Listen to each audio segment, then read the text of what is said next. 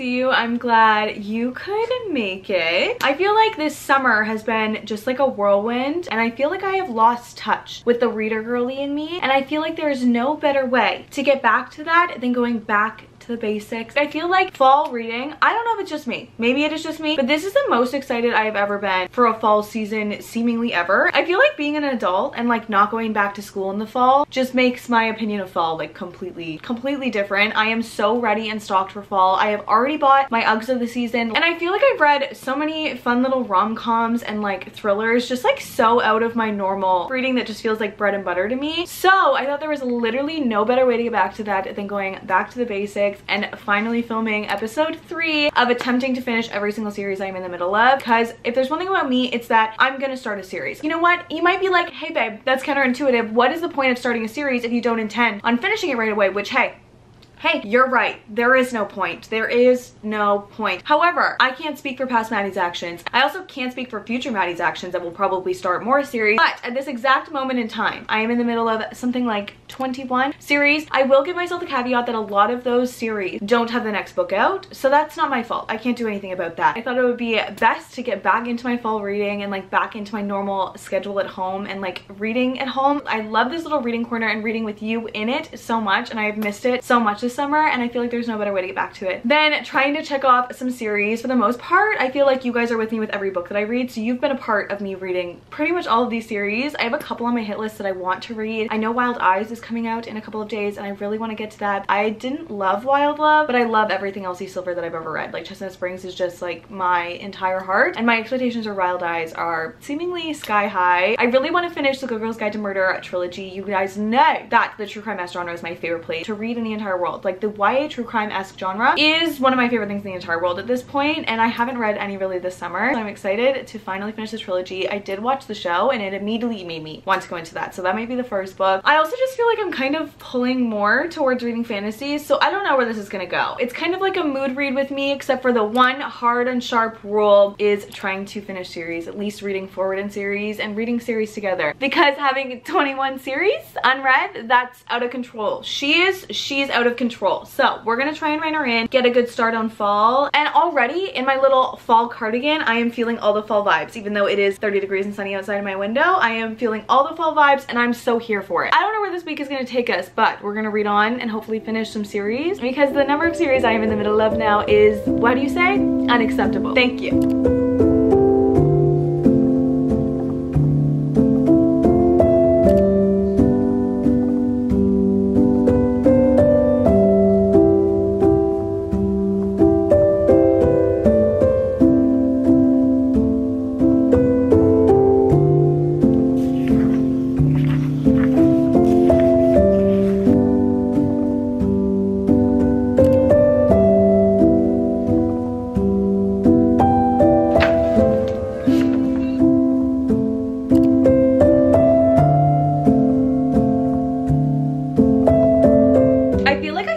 Somewhat forgot how Good Girl Bad Blood ended, like out of sight, out of mind, but the very first page, sentence, paragraph of this book immediately reminded me, and I am just so excited to see how this series ends. Good Girl Bad Blood was such a strong 5-star read for me. Like, it had everything I wanted in this genre of book, and I feel like this one's gonna be even better. I've heard this one is even better, so it's feeling like fall reading, babe.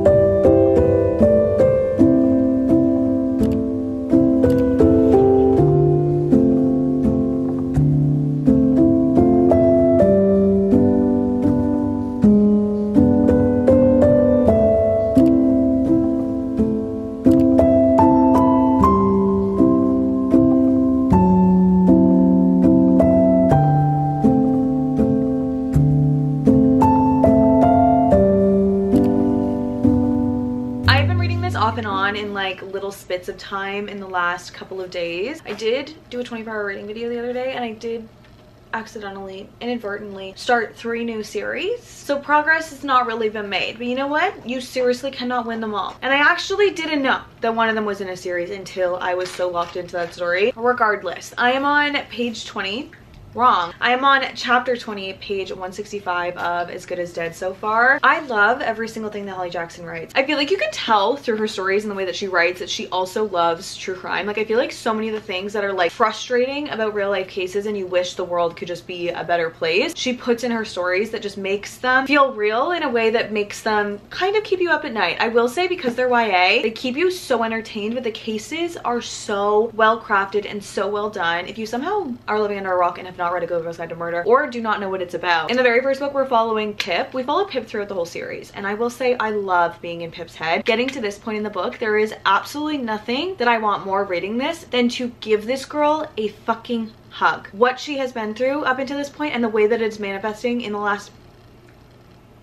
She feels like a real human to me, and it physically pains me that I cannot find her in person and give her a hug, because I feel like at this point in the book, I feel like she needs it. In the very first book, she decides to investigate the Andy Bell and Sal Singh case for her senior capstone project, which is a murder case that went down in her small town like 5 or so years ago at that point, and she never believed that they found the right person, so she makes that her senior project. And then in the second book, she makes a podcast because she still feels like the media is not covering that case correctly, but then she winds up in another case that is far more intense. It is in the moment, it is active, and then by the time we're getting to As Good as Dead, everything is circled back around and we're not dealing with a case, we're now dealing with her. Which, as a story progression, like, it has gotten better and more intense and scarier, and Pip has gotten lost in the sauce of trying to do this project from the beginning to now being investigating her own case, for lack of a better word. And what she is going through mentally in this book, I wish I could give her a hug. Everything is wrapped around, it is about her, it is for her, and she not only feels like she needs to solve this case to save her life, but that she needs to solve this case to save everything about herself because of how mentally messed up the last couple of years have wound up with her getting. The only thing that I'm a little bit worried about, and I'm not feeling it at any point yet, I feel like everything that we're getting so far, I'm so locked in. There's something about the way that Holly Jackson writes and the way that, whether you're listening to the audiobooks and you get like the transcripts and the audio files that you get in the story, or you're reading it and you get the like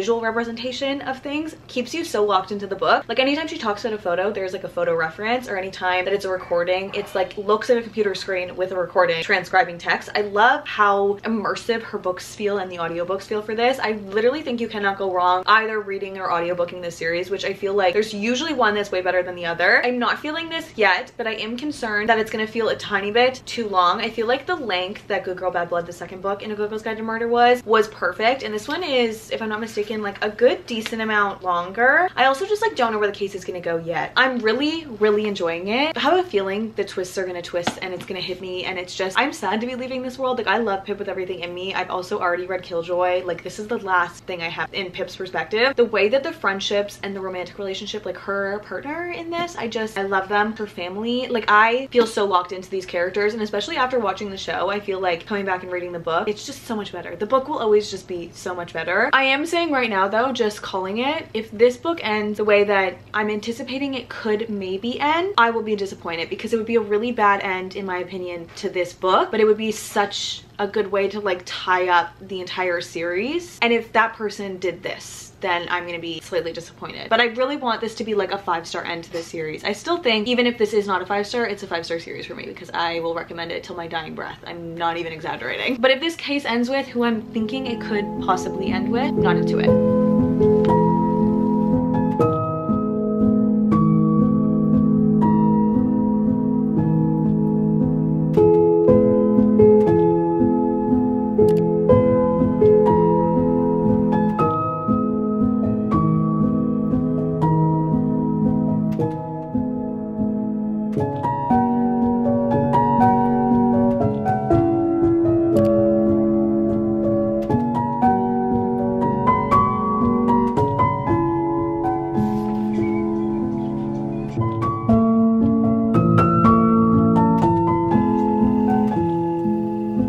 Okay, that ending that I was foreshadowing happening, saying it would wrap the series up really well, but I would be disappointed if it was the ending. It happened, but there's this much left. So it's not the ending, and I don't know if that's a good sign or a bad sign. What I just read could have been the end. Also, Miss Pip, Miss Girl, being in her psyche with her, I want to give her a hug and also recommend a therapist, although I could be recommended one. So, chapter 30, I must know what happens. I must. Poor Pip, man.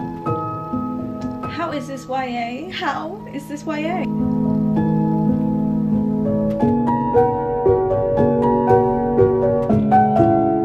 I haven't annotated any of my Good Girl Guide to Murder books because I listened to the first one on audio, and I'm really more of like an annotate beautiful writing person than like plot points, but there are so many times in this that I regret it. Like the way that Holly Jackson writes is so satisfying. Like her use of the English language, grade A. Like, I know that Pip is a fictional character and that there is no world that I can relate to anything that she is going through, but her decision-making skills at this point, the decisions that she is making, are giving me anxiety, stressing me out. I am thoroughly stressed out right now. And that's fucked up. Smart, but fucked up.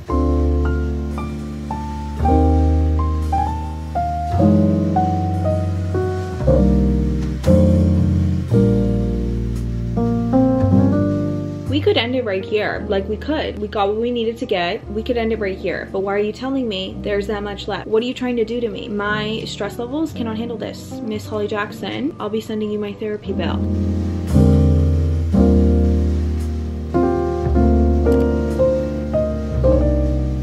That is a bold choice.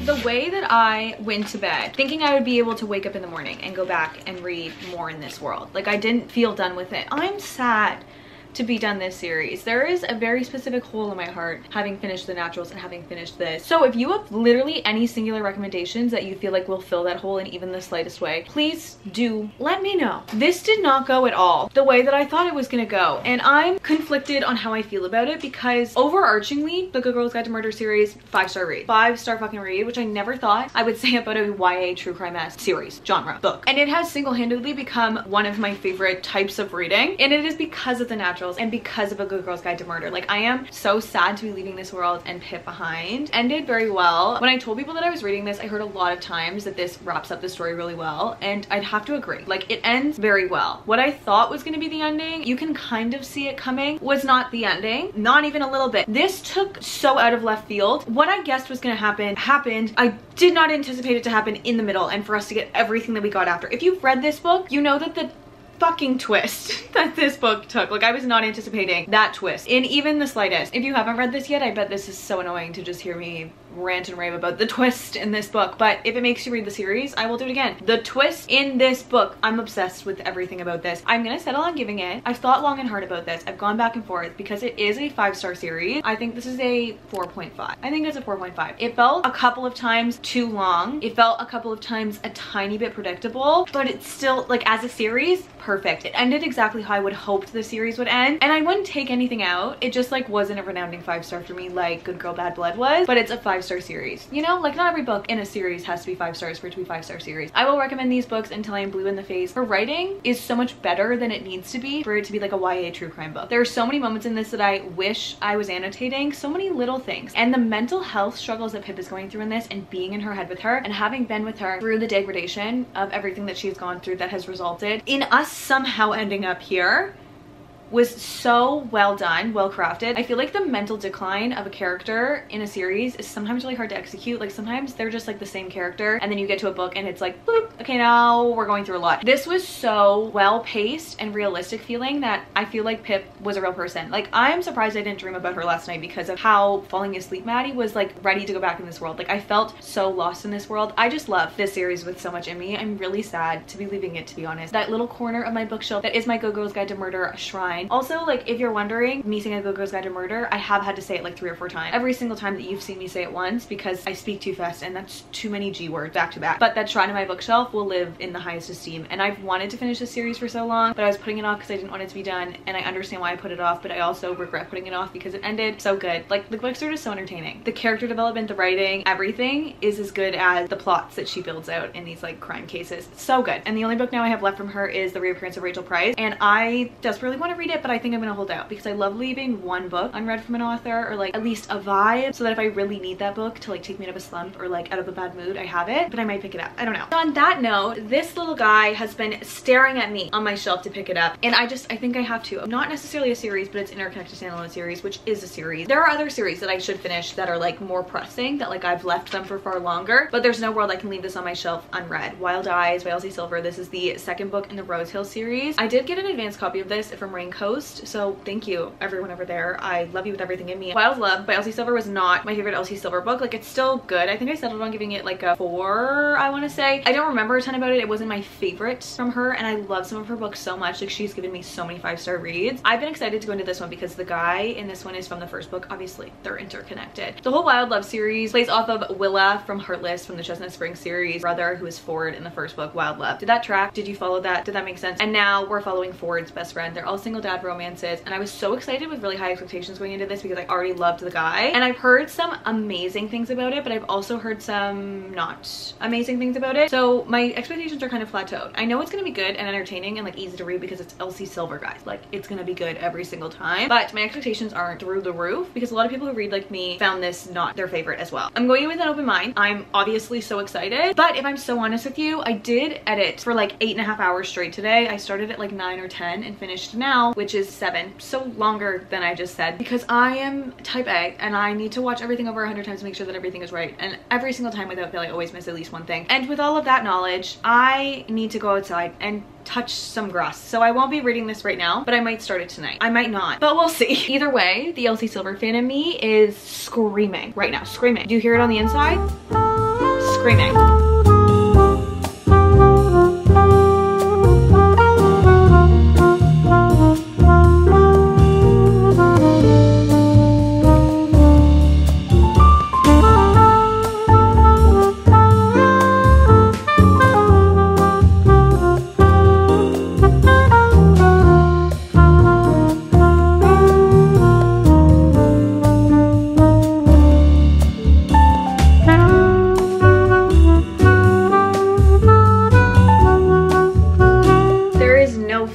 Quite as good as going into a brand new Elsie Silver book. Like, always right from the moment you pick it up. It reads so crystal clear of Elsie Silver, and it's just like, oh my god, I'm home. Side note, the whole meeting from a bear accident interaction thing, you had me at the beginning because that is what Canadian tourists are like out with, but you lost me at the close encounter. That felt a little bit far-fetched, but I guess it is fiction, so it can be.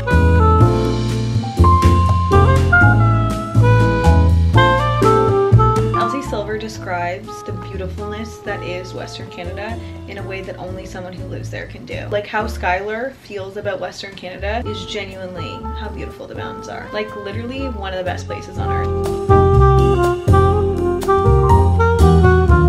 I completely forgot that the girl from Wild Love is Rosalie. Every single time I see that, my brain is just instantly like Twilight. I can't help it. This has just reproved to me that anything Elsie Silver will hit. It could be an arguably bad book, but written by her, it'll still be good. That sentence doesn't really make sense. 1 + 1 = 4. But for Elsie, I will break the laws of math.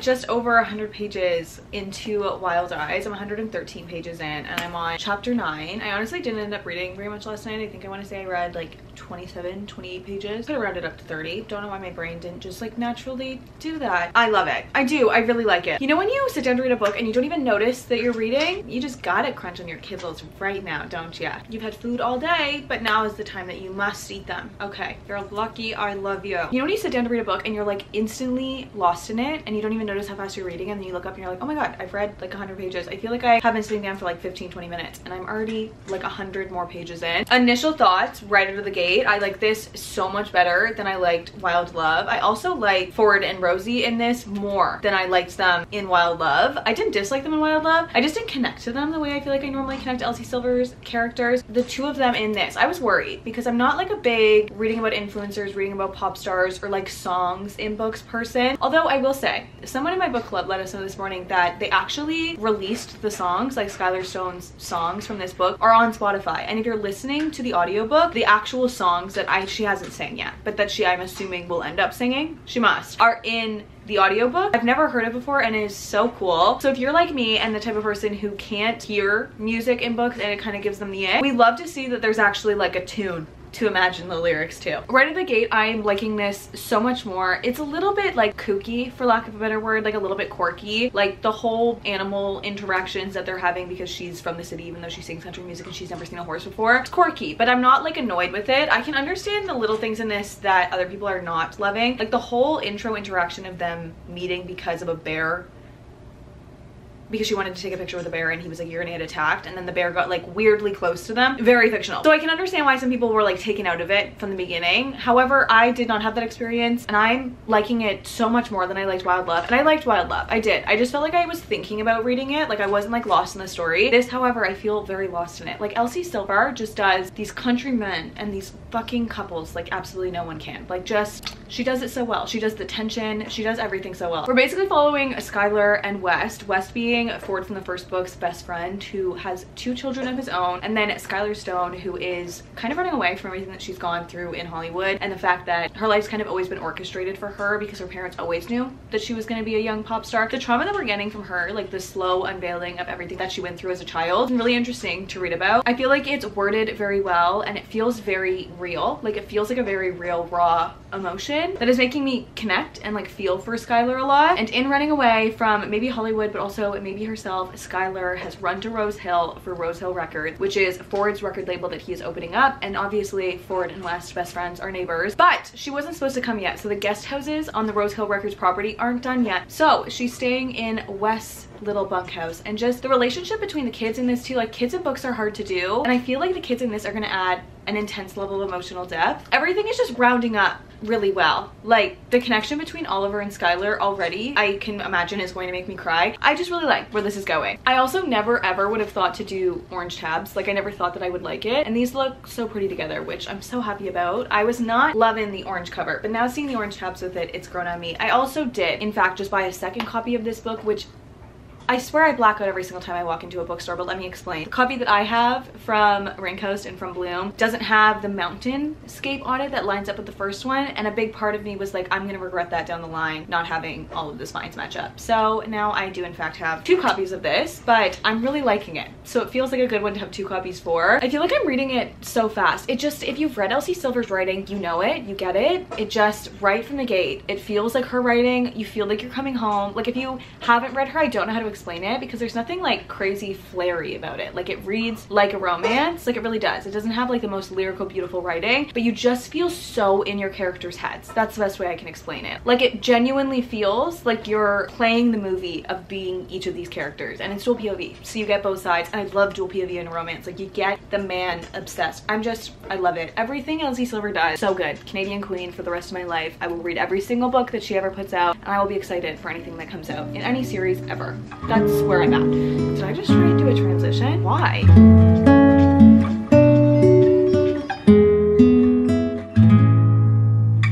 Weston Belmont, the man that you are. I had a feeling from meeting him in Wild Love that the next book would be his and that he would be great, but he's fucking fantastic.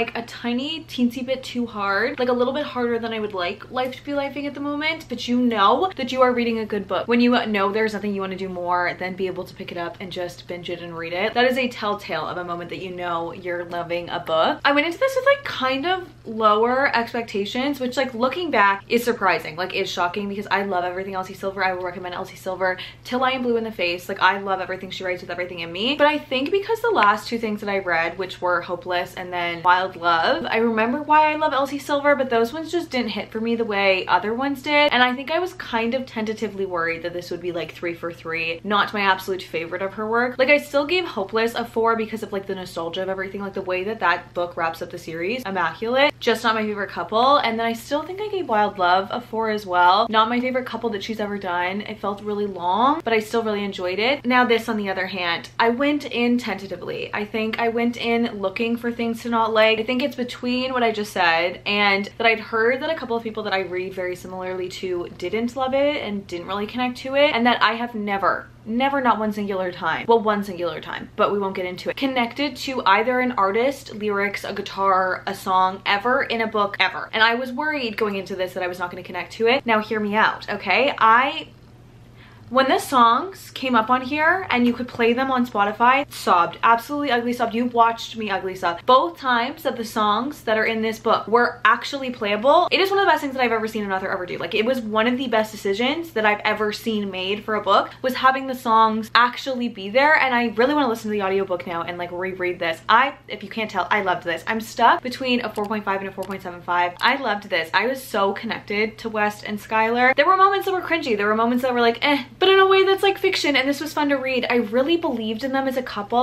I loved West as a male main character. Like I kind of liked Ford. I didn't love him as a male main character. West, on the other hand, the way that he would go to bat for that girl. Elsie Silver just does these small town country romances like absolutely nobody else, and this is now one of my favorites of hers. I absolutely loved everything in this. Being able to hear the songs is one of the most unique things that I've ever seen in a book ever. Loved it with everything in me. I don't even have the words. I loved this so much. If you can't tell from all of the annotations in here, like there's quite a few. I'm obsessed with it. However, if you were thinking about reading this series, so good. I said it when I read Wild Love that Flawless was really good. I still really like Flawless as a first book, and I liked Wild Love a little bit less than I liked Flawless as a first book in the series. However, if this is the Hopeless to Chestnut Springs to Rose Hill, like if what Hopeless is to Chestnut Springs this was to Rose Hill, I will take it and run. One of my favorite couples I've ever read about, and the whole fact of Skylar being this famous pop star that's going through a ton of turmoil emotionally, like her arc, her story arc, and everything that she was going through, it made sense for her, and it was still somehow relatable. Like you can connect to the emotions that she's feeling, even though she's like some super big pop star. I think if this had been in like Chicago or something, it would not have hit nearly the same, because we're getting Skylar, like this big pop star, but like in the middle of nowhere, Canada, and it just like happened that she sang for a living. You didn't get most of the other stuff that came with being a pop star. I don't know. I really liked this, like really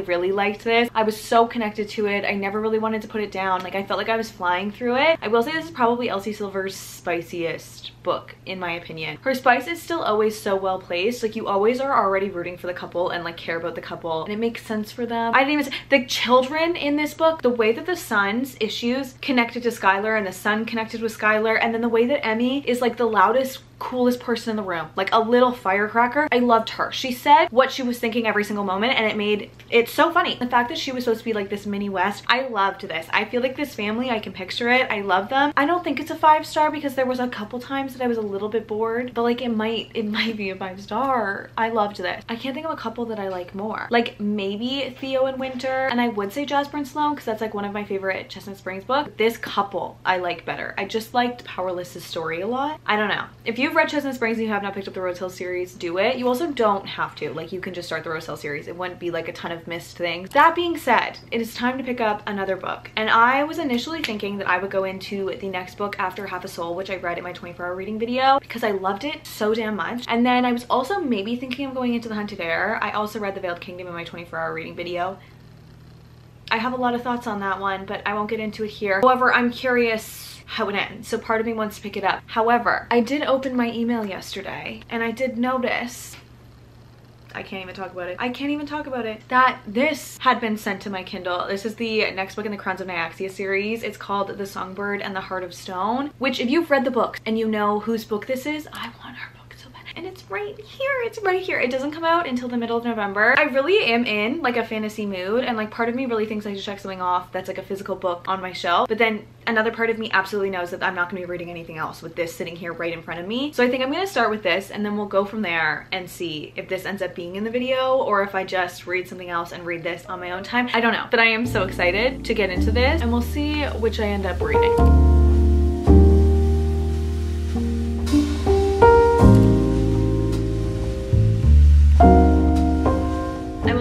Pages in, but I had that moment where I was like trying to remember everything that happened in The Ashes and the Star-Cursed King and everything in The Serpent and the Wings of the Night, and the way that I cannot wait to get back into like an epic kind of fantasy. Like I already just know I'm a couple pages in and so much is gonna happen. I'm so ready to be lost in a fucking world again. This is gonna be like, I'm excited to be on page 200. I'm so excited. It feels like fall.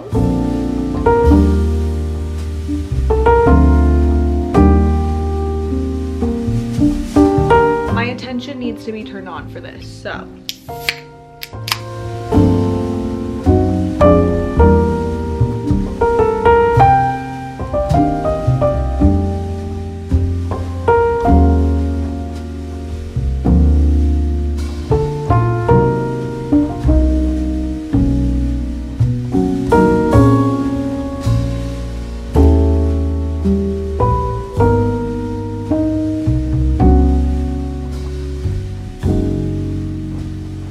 Okay, if I am so honest with both myself and with you, there is absolutely no world that I'm picking anything else up right now. Like it's not gonna happen. I am just over 20% of the way through, literally, what is it called? The Songbird in the Heart of Stone. I don't think I've ever been so unaware of a book's title while reading it ever in my entire life. But the way I literally just saw the cover art and her name and immediately knew that that's showing up in my inbox, I needed to read it right now. I don't even think I have read the name out loud, but I am just over 20% of the way through. I think it's like around 500 pages, so I'm at like 100-ish pages read.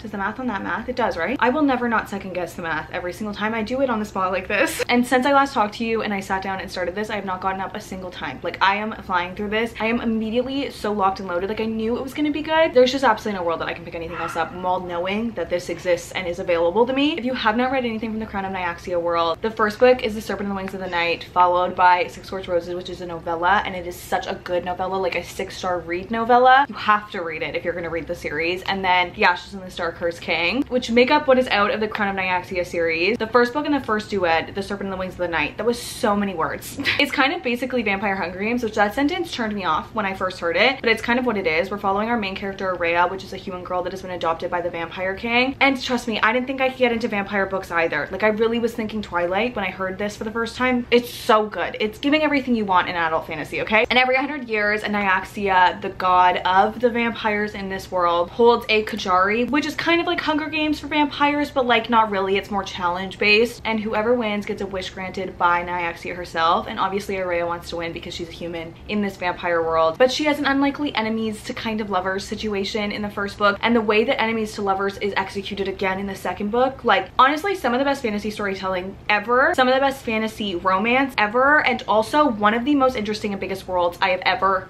read about. The entire world of the Crown of Nyaxia series takes place on Obatres. Saying fantasy words that I only say in my head out loud is never not extremely humbling. But Obatres is the world that this takes place on, and there are human lands, and then there are the 4 houses of vampires. So you have the Nightborn, the Bloodborn, and the Shadowborn, and the first duet was for the Nightborn, and this one is for the Shadowborn. And we're going to get a duet and a novella in the middle for every single one of the houses, which I'm so excited about. And if you've read the first duet, then you know that this book is following Mish, which I wanted so much more of her story, and getting more from her makes me so happy. Nyaxia is the god of the vampires. She, out of grief and loss and anger, created vampires, like an abomination of humans essentially, to be her children out of anger and loss and grief, and a war that she was having with the White Pantheon, which is essentially the board that makes up all of the gods. This is really important. The whole lore of the gods and the worlds and everything is explained really well and important throughout throughout The Serpent and the Wings of the Night, but it matters in a big way going into this one. Like this one's dealing a lot heavier with the gods and the lore of everything, which is so interesting. And the way that she has enlightened your memory and brought things back right from the beginning, I'm so locked in. I'm so loaded. I feel like we've already met our love interest. I feel like we already know our inciting force for everything that's going to happen. I'm so excited that we're getting Misha's story because of how connected she is to the whole story of the gods in this world and having a relationship outside of Nyaxia with the gods as a vampire. It's just a very interesting story right out of the gate. I don't think there's a world that I can pick anything else up. I feel like I might fly through this because I'm not annotating it, like because I have it on Kindle. I am annotating it on Kindle so that when the physical comes I can go through and annotate it. I love the way that she writes. Like it's not lyrical in like a poetic way, it's lyrical in like an impactful way. I've said this every time that I've read something by Carissa Broadbent, but the way that she writes, it feels so fantastical and beautiful, but also the issues that the characters go through and how their like feelings and emotions manifest feel relatable, but on the plane of this like crazy vampire world that they're going through crazy epic adventures. And love is so good in this series. I'm just so excited. I cannot believe that I have this in my hands right now, and I cannot pick anything else up if I'm honest. And this is working towards finishing a series, so it still counts even if I cannot physically hold the book in my hand. And honestly, this is exactly what I was asking for when I said I wanted Fantasy Girl Fall. Like this is giving me exactly the feelings that I wanted it to. I am so excited to be in Misha's point of view, and I'm so excited to see where this story goes. And you know it's gonna be good when you sit down and get to like past page 100. There's no pages on this, so I don't totally know, but 20% of 500, somewhere around 100 without looking up a single time. Like you know you're locked and loaded. P.S. I forgot how much I missed reading on Kindle. Also, let me know what size you read on a Kindle, because that's like a whole debate on TikTok right now, and I'm self-conscious that I'm reading at an embarrassing size.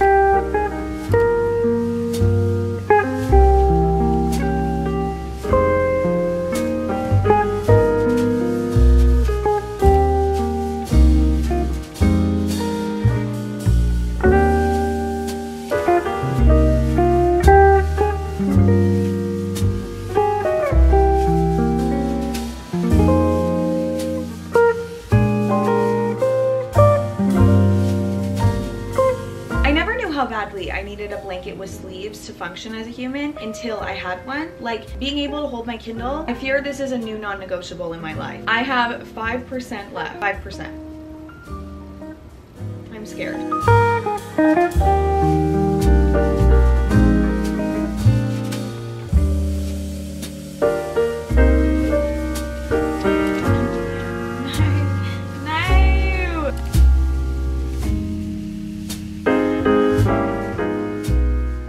I feel like I have so many thoughts, but because it's not out, I feel like I can't say any of them. Carissa Broadbent, I will be sending you my therapy bills to deal with the emotional turmoil that left me with, babe. What are you talking about? What do you mean the next one isn't out? What do you mean? How come every single time that I go to film this week, you decide you must eat right beside me today? You've had food all day. You have food in your bowl 24/7, but now is the time that you must eat. Finishing this just reminded me how much I love Carissa Broadbent, like how much of a feat her writing feels like. Every single thing that I've read from her feels so different. She's a mastermind, like she truly is. Going from The Serpent and the Wings of the Night, which was enemies to lovers, to then the end of that book and going into The Ashes and the Star-Cursed King to try and do enemies again. I was worried. I thought there was no world that it would work, that I would care about them, like that it would make sense, and she did it perfectly. They don't feel like formulaic fantasies. Every single one of them has been so different. This was nothing like The Serpent and the Wings of the Night and The Ashes and the Star-Cursed King. Like it feels like she has such beautiful, amazing storytelling abilities and stories in her head that she has to get out, and she has just decided to compile them on this really cool world that you get really invested in. Like this feels so different than the first duet. The characters feel so different. The love feels so different. It was so unique and so cool. I feel like I forgot what it was like to be really lost in like an epic fantasy world. Like I didn't even notice myself reading, and that feeling in a romance is so different than a fantasy. I felt like there was a full-on movie in my head. If you were the type of person who is constantly picturing things in their head and watching movies, Carissa Broadbent's writing is going to be for you. The world is huge. Like I have images burned in my brain from the end of The Ashes and the Star-Cursed King, like visuals of what my mind made up of what was the end of that book, and I will have so many moments from the adventure that they go. Adventure is like a weirdly positive word to explain the epic story that this was, but I will have moments from this and like from the things that they saw and where they were burned in my memory for the rest of my life. I loved it.